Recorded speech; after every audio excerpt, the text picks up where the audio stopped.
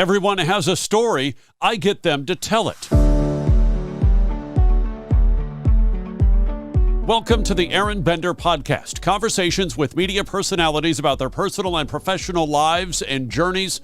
Thank you so much for your support, whether you're listening on your favorite platform or watching nightly at 11 p.m. Pacific or 2 a.m. Eastern on DB&A TV at dbandatelevision.tv or streaming with the DB&A TV app on Amazon Fire, Roku, and Apple TV, or on demand on YouTube at the Aron Bender Podcast channel. Before we get to my conversation with Kerri Kasem, a little about my story. I'm a widowed dad of two girls who just lost their mom. A grieving husband, a man in recovery trying to reconnect with the world with fresh eyes, faith, and perspective. A college journalism professor, a white guy in a world of injustice. A 20-year broadcast media veteran who had his dream job and then lost it. A year and a half ago, God gave me a gift, an opportunity to stop, step back, and breathe so I could learn about love, vulnerability, forgiveness, grace, self-care, patience, and understanding. Kerri Kasem is the executive producer of Bitter Blood, Kasem versus Kasem, a new 8-part documentary podcast available on Audible. It looks at the final years and death of Kerri's famous father, the legendary Casey Kasem, and the fight over his care and the care of others in his position. Casey died 7 years ago today, June 15th, 2014, which was that year Father's Day, and every year World Elder Abuse Awareness Day. It's just a story that I've been telling for 7 years. And this time it's not going to be told just by me anymore. It's going to be told by the depositions of the doctors, the nurses, the caretakers, my dad's friends, what you would have heard if we would have gone to trial. Why didn't it go to trial? There is a lot of reasons why it didn't go to trial. I'm not happy about them. And I'm actually trying to change it legally. I can't talk about it too much because it is going to court. Yeah. So take me back several years. I mean, it's 7 years now that you've been fighting over your father's care, your father's death, your father's estate. Take me back to just leading up to when he got the sickest. And when all of a sudden it became a fight between you and your mom, or you and his wife, I should say. Sure, yeah. Well, when my dad got sick enough in 2013, my stepmother basically said nobody's going to see him. And it wasn't just us kids. It was his friends, his family members, his coworkers, people that have known him his whole life. She literally shut the gates of the house and fired his staff, took away his phone, his computer, everything that he used to communicate, and nobody could get a hold of him. So we tried for months. Then we had a protest outside of his house. And when I say protest, it was quiet. Most of his friends are in their 70s or 80s. And we were just standing there with signs saying, Gene, why won't you let me see my dad? Gene, I miss my brother. Casey's friend is 63 years. Casey's friends of, 50 years. Casey's assistant and right-hand man of 27 years. Nobody could see him. So, I thought that if I let the world know, because I knew this was going to break in the media. I knew the news would get a hold of it. But if I could break in the media that it's all of his friends and family, not just us kids, nobody could see my dad, that people would understand it's not kids against stepmom against kids, which, it was very important to me that people knew it was nobody could get a hold of my dad. Yeah, because a lot of people, whether it's Hollywood or otherwise, they hear stepmom versus kids or vice versa, and they're like, it's just a family dispute. They didn't really like each other or whatever. But it sounds like your dad was taken onto an island, as we've talked before, long before this podcast, the idea that he was taken onto an island against his will. And at sometimes you didn't even know where that island was. Right. She used all the nursing homes, hospitals as babysitters for my dad. And unfortunately, my dad wanted to be home. He had enough money to have round-the-clock care and to be in a place he wanted to be with his family surrounding him. But she put him in different facilities around the city. And when I became conservator guardian, when I finally won that after 8 months, I got to see all of the medical records and what she had done to my father. And it was disgusting. and sad and pathetic. And she had let him, just left him for weeks or months at a time without any visitation because she had a boyfriend. So her boyfriend moved into my dad's house and her boyfriend was driving my dad's car. And this is what you're going to hear on the podcast. And it's not going to come from me anymore. It's going to come from eyewitnesses, people with depositions.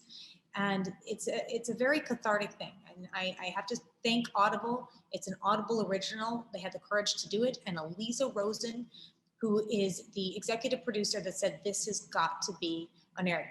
We've got to tell this story so people know what really happened. So both Eliza and Audible, I give full credit to. I mean, I had the case put together for 6 years. I had a documentary I was doing, but it seemed like people were only interested in, well, if there's a trial, we'll cover it. But what if there's not a trial? What if we don't get a chance to talk about what really happened? And, Eliza, she's amazing. And we worked so well together and we got this out there. It took us a year and I'm very proud of it. And before we get away from the series itself, I do want to ask, Martin Kove is narrator, of course, Cobra Kai and Karate Kid star, one of, growing up in the 80s. I think I've seen that man on film more than even myself. And I've taken a lot of selfies. I've taken a lot of videos of myself. I think I've seen that man, Ralph Macchio, and Billy Zabka on film more than anybody else in my entire life. Talk about how meaningful it was as a family friend to have him narrate. And how did that relationship come about? Well, I've known Marty for about 12 years, and I actually ended up dating his son for about 5.5 years, Jesse, who's in the series, and they were family to me. When this whole thing started, they became my family. Like, it was Christmases with them, Thanksgivings with them. I was over at Marty's house kind of when I needed to get out of LA because he had lived at that point outside of LA a little bit, and we would just kind of go to his ranch house and just hang out there and decompress, and it was amazing. And his family was extremely, extremely supportive, and at times more supportive than some of my own family members. So it was, I will be eternally grateful for how they took me in and just kind of made me theirs. So when I asked Marty to narrate, he's like, it would be my honor. And I was really pleased. And let's go back, because you talk about, when this all started, it wasn't as if everything was hunky-dory, your dad got sick, and then boom, everybody's estranged. What led up to, well, first off, what was his illness? Because why couldn't he fight for himself? And then what were some of the signs that you saw before his illness that either looking back or maybe at the time you knew, like, okay, this is not going to go well in terms of our getting to see him, take care of him, and going forward, the next few years are going to be rough? The first symptoms were kind of memory loss, and I noticed that, and I didn't think anything of it because he was getting older, but it just got worse and worse and worse. And then he was diagnosed with Parkinson's, and then later on Lewy body dementia, which is one of the worst kind of dementias you can possibly get. So it was definitely, the first thing was kind of forgetful and worried, lots of stress. He was so worried, anyways. He's stressed out about everything, but it just got worse and worse and worse. And there were some delusions that came in. And so that's how it started. And then when he got sick enough where he couldn't get out of bed, or he needed help, he was completely shut down and isolated, and we weren't allowed to see him. Did you have an idea that would possibly happen leading up to that? Or was it like, hey, Jean, what are you doing? We knew this because she had done this to her own siblings with her own mom. So she kept her siblings away from her mom when her mom was very sick and dying. And we were told that they were not even told when she died. So, and we have eyewitness accounts to that. So when we asked my dad to sign a power of attorney over health so we could help make medical decisions on his behalf, not of the state, not money, he signed it right away. He knew what was happening. He knew what Jean would do. Let's go back. You growing up in that Kasem household, you've got Casey Kasem as your dad, the American Top 40, a voice really of not just one generation, but probably two or three. by the time his career was done and he unplugged the microphone. What was it like growing up in the Kasem house? My dad was, I mean, he was just incredible. My mom and dad were amazing parents. I was a terrible kid. We were like, people called us the terrible trio, me and my brother, my sister. We were horrible. But when we were around my dad, we had perfect manners. Perfect. We were always, he taught us to respect, adults. He taught us that work ethic was important. If we asked him to buy us something, especially when we got older, it's like, well, if I buy it for you, you won't take care of it. You won't appreciate it.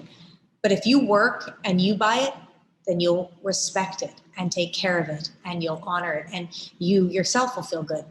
And he would always give us these life lessons and these stories. And they were helpful growing up. And at first you're like, no, that's horrible. But he was right. He was right. And kindness was the most important thing. Just be kind and help people. And he always gave us these little anecdotes about his life. We'd be driving in the car and he would always tell us little stories of his life and why he does what he does because this happened to him and he learned that lesson. So what were some of the things that, as you think back to either those lessons or those anecdotes, that really kind of stand out? Oh, there's so many. Why he stopped drinking coffee, why he stopped smoking, why he Okay, stopped hold on. I got to stop you there. I can't just let you blow past why he stopped drinking coffee. Yeah, he stopped anything that was, he didn't deem good for him or he didn't feel good on. He stopped and he became a vegan. Nobody knew what a vegan was when he was a vegan. They called him a vegan. I remember going to a party once and there was River Phoenix and his entire family, and River Phoenix had just done one of his first films and was famous, and I remember they were the vegan family and I thought it was so cool. And we were at Harvey and Marilyn Diamond's house and they had just written a book on health, and there was Sidney Poitier and I'm like, wow, all these vegans, and so it was the first time I knew there were other vegans beside my dad. It was funny. You're like, hey, wait a minute. We don't have to be the only weird ones on the block. Yes. But that's the one thing about my dad. He never made us eat the way he did. He taught by example. So we always ask, well, Dad, why aren't you eating meat? Why don't you do that? Why? Well, and he'd tell us, or he would take us to the PETA rallies, which today I'm still scarred from. No joke. I have trauma from all the stuff that I have seen. But it made sense to me. And so I've been, lifelong vegan, vegetarian. And that was because of my dad. It's a lot easier now to be vegan. As a vegan, I've been vegan since late 2017. My wife learned that she had cancer and she and I kind of basically said, okay, there's not much we can control in this world. We can control what we put in our bodies. So why don't we go down that road? I will admit right now that I've strayed in the last 3.5 years from that vegan lifestyle at parties because I've forgotten to bring what I need to eat. Right. So it happens. It happens. Yeah. But it's so easy now. When we first became vegan, there was one vegan restaurant. It was a Chinese vegan restaurant in Wilshire. And it was so good. It was everything. I could eat everything on the menu, and it was so awesome. But we're Lebanese, and we were always eating Lebanese food. So that's a lot of that is vegan. The hummus and the tabbouleh and the eggplant and the lentil soup and there's so many dishes that you can make vegan. So we were always eating that as well. My mother-in-law has transferred or has kind of translated, I should say, so many Filipino recipes into vegan, and they are so good. They are so good. And it's hard to imagine now in 2021, there being only one vegan restaurant on the West Side. And so it was probably that one, that Chinese vegan, and it was probably Follow Your Heart in the Valley, and that's it. That's right. Follow Your Heart's been around forever. And I started eating there. It's like 30 years ago, it feels like. So, yeah. But when we were little kids, that was the only one that I remember ever opening. My dad was so excited about it. But his favorite, there were two. He had Madeline's and Real Food Daily, and he always got the club, the vegan club. Oh, he loved that. And as the child of a celebrity, I would imagine you would have kind of a fork in the road. Like, okay, I can try to go in the family business, or I can go the exact opposite and just kind of live in anonymity. Do you remember if there was that fork in the road, and what did the alternative look like if there was one? Because you've been in radio, you've been in Hollywood, whether it's acting or voicing, you've been in the business. Was there that fork in the road? I've always wanted to be on stage. I always wanted to sing and dance and be on Broadway. So it went from that. I did a lot of musical theater. I went to school for it. And then I went right into hosting. I did MTV. I was doing tons of radio. So there was never I'm not going to not be in the entertainment business. I loved it. And so there was never that thought of. Did you have his support? Because he knew all the inner workings. Always. He said, get your education first and you can do whatever you want. And that was very important to him. So I got half of an education when I did. Like, yeah. Just we'll throw it out there. What's been some of your would you say highlights? I mean, you had the Sixth Sense on satellite radio with Nikki Sixx. You've had a few things here and there. What kind of stands out as some of the most fun? Yeah. Well, I mean, Sixth Sense, because I was such a metalhead growing up, and all I wanted to do was be on the tour buses with the cool rockers. I didn't know what really went on there, but I mean, that was it. So when I get this job and I'm there, I'm doing a show with Nikki Sixx and watching Motley Crue on stage every night with, whether it was Poison or the New York Dolls or Kiss or Alice Cooper, interviewing everyone. I mean, everyone, Beatles, So it was pretty amazing. It was a dream job for sure. I love doing MTV. I was on MTV Asia, MTV USA. The E! Channel was super fun. I had a movie show for the E! Channel that I just absolutely loved. I've done over 20 different kinds of radio shows. My mortgage show I had on for 15 years. So I did mortgage and finance. I actually loved it. I fell in love with doing that. I think it's coming back on. I did political talk shows. I've done pet shows. I've done doctor shows. I'm obsessed with anti-aging. So I convinced a few of my doctors to do radio shows with me. So I love it. I did a show called See America, where I rode a motorcycle to different cities in America. And they were festivals, music festivals, wine festivals, whatever it was. And I got this little Harley Nightster and I rode from city to city, which was fun. Well, we kind of faked some of it, but it's the magic of television. A little bit. It would have taken too long if I actually had to ride to each city, but yeah. Oh, of course. Oh my gosh. Was there ever a moment, like especially early on in your career, where perhaps you knew your dad was listening, or maybe he told you later on that he was listening, and did he give you any kind of advice or feedback, or was it all just, hey? Always. Yeah.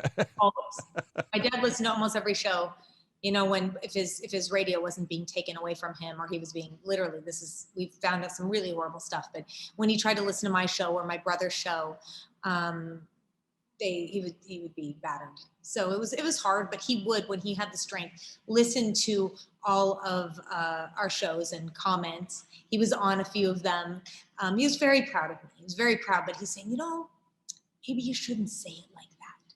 Or I'm like, but Dad, I'm not about to announce music. I'm opinion. He's like, but you can always give somebody else's opinion that could be, you could state it as their opinion, which really is, but it's not yours. So I'm like, but it's talk radio, so it's a little different. People need to know you and know your opinion. So he didn't want me to get in trouble or have people upset with me. I'm like, but I don't care. Bring it on. I liked to have and hear other opinions, and if I felt very passionate about something, argue my side. And I liked that about radio. I liked that I could be myself. Yeah, and that's, I think, the evolution of the industry from his announcer days to your host days. Right. That's right. But he was very proud of me, and I just, I really took after him, and especially when I had to fight for him. My dad being a huge humanitarian for animal rights, for peace in the Middle East. He really stood up for what he believed in, even if it wasn't very popular at that time.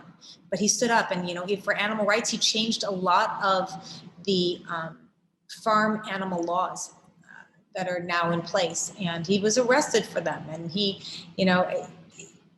he took us to all these PETA marches, and he was against vivisection and animal,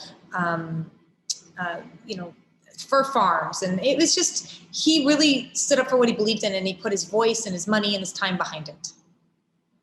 You mentioned earlier that it took you 8 months to end up being able to see your father because the judge said, okay, you have, what was it, conservatorship, guardianship? Egregious elder abuse, yes. And he, the actual letter that came in from my dad's doctor said his wife was putting him in grave danger and could possibly kill him. It had to go that far before I could get guardianship over a man who was married to his wife for 34 years, my dad. So. Tell me about those 8 months.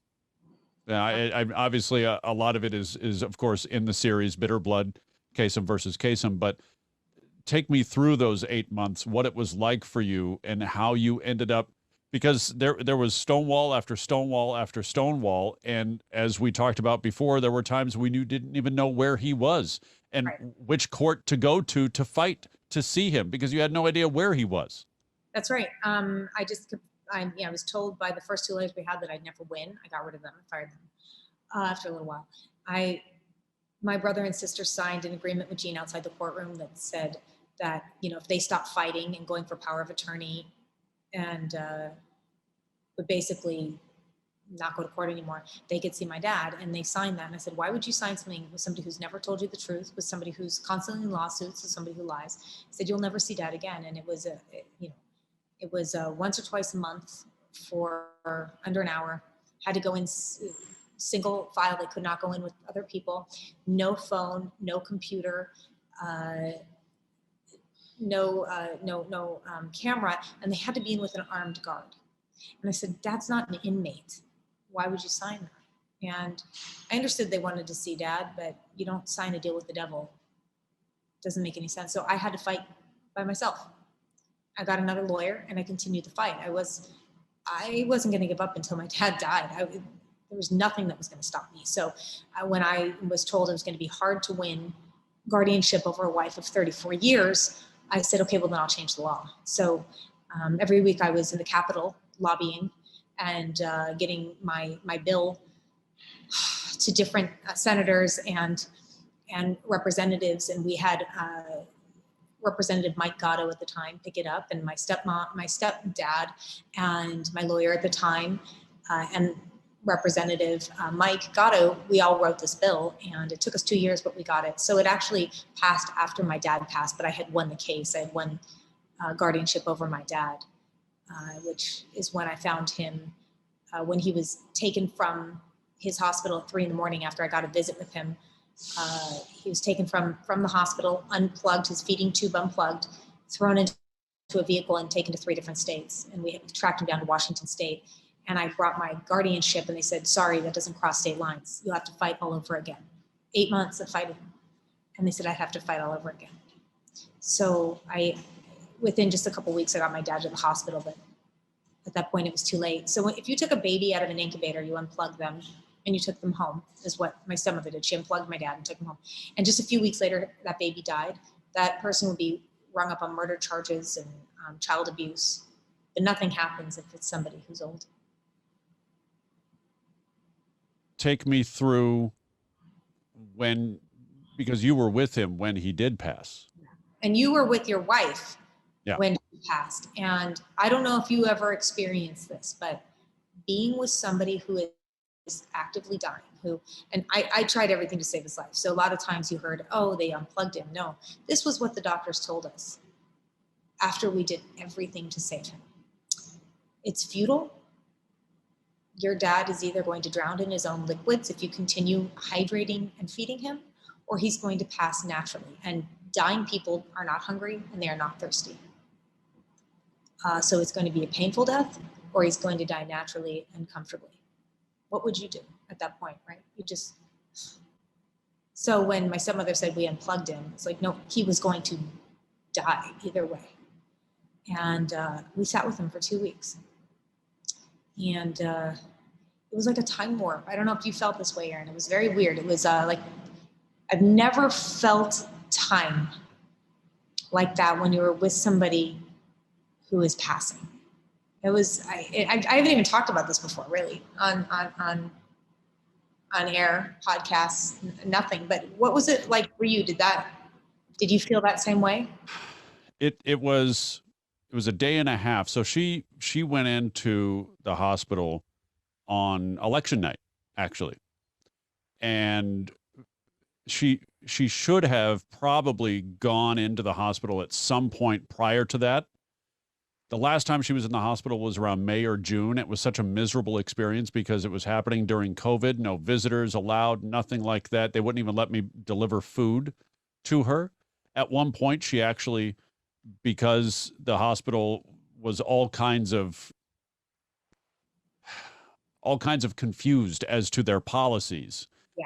That I delivered food, let's say on a Friday, Saturday, and a Sunday. Come Monday, they're like, oh no, you can't deliver food. And I said, well, what happened the last 3 days? Oh, well, those people shouldn't have done that. It's wrong, And she's upstairs so frustrated because she's dying of cancer.